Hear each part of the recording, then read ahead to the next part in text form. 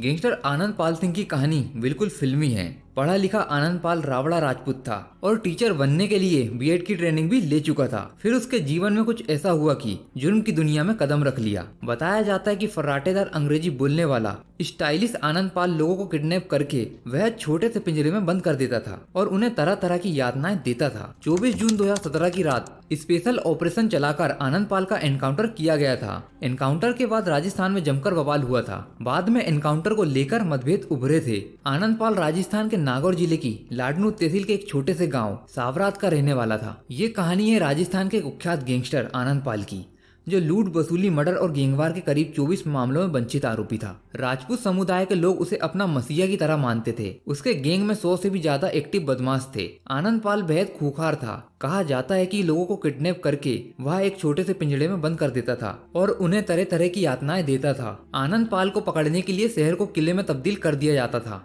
उसके हथियारों का सामना करने के लिए पुलिस को स्पेशल ट्रेनिंग दी जाती थी। पुलिस बार बार पकड़कर उसे जेल में डालती और हर बार जेल की सलाखें उसके लिए नरम पड़ जाती और वो फरार हो जाता। आनंद पाल पढ़ा लिखा था। उसने टीचर बनने के लिए बीएड की ट्रेनिंग भी ली थी, लेकिन वह शिक्षक बनने की बजाय जुर्म की दुनिया में आ गया। उसने शराब तस्करी शुरू कर दी और वह लिक्कर किंग बनना चाहता था। उसी सनक में उसने डीडवाना में जीवन राम गुदारा की हत्या कर दी। कहा जाता है कि जीवन राम वही दोस्त था जिसने आनंद पाल को बारात में घोड़ी पर चढ़ाया था। आनंद पाल राजनीति में आना चाहता था। उसने 2 बार चुनाव लड़ा लेकिन हार गया। पूर्व मंत्री हरजीणा वुर्णक के बेटे से सिर्फ 2 वोटों से पंचायत चुनाव हारने के बाद वह साल 2006 में अपराध की दुनिया में आ गया। इसके बाद वह एक के बाद एक जुर्म करता चला गया और राजस्थान का सबसे बड़ा गैंगस्टर बन गया। वर्ष 2015 में आनंद पाल पुलिस को नशीली मिठाई खिलाकर फरार हो गया और इसके बाद उसने सरकार और पुलिस की नाक में दम कर दिया। इसके बाद राजस्थान पुलिस लगातार आनंद पाल को ढूंढती रही। 24 जून को उन्हें पता चला कि चूरू जिले के मोलासर गाँव में आनंद पाल छुपा बैठा है। 24 जून 2017 की रात को स्पेशल ऑपरेशन चलाकर आनंद पाल का एनकाउंटर कर दिया जाता है। कहा जाता है कि आनंद पाल का खौफ इतना है कि उसके शव उठाने के लिए पुलिस वाले भी डर रहे थे। आनंद पाल एकदम स्टाइलिश से जीने का शौकीन था और वो सिर पर हेट लगाता था, लेदर जैकेट पहनता था, आंखों पर स्टाइलिश चश्मा लगाता था। जब भी सुनवाई के लिए उसे कोर्ट लाया जाता तो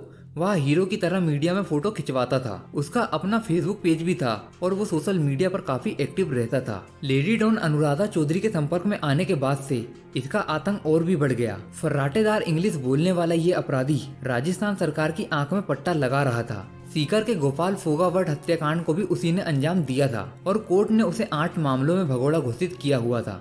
राजस्थान सरकार और पुलिस की परेशानी आनंद पाल के मौत के बाद खत्म नहीं हुई। आनंद पाल के एनकाउंटर के बाद लोगों में गुस्से का ज्वार फूट पड़ा। उसके पैतृक जिले नागौर में सरकार का विरोध होना शुरू हो गया। आनंद पाल के परिवार ने उसकी लाश लेने से मना कर दिया और अस्पताल में धरने पर बैठ गए। परिवार का आरोप था कि आनंद पाल ने सरेंडर करने की कोशिश की थी, लेकिन पुलिस ने उसका एनकाउंटर कर दिया।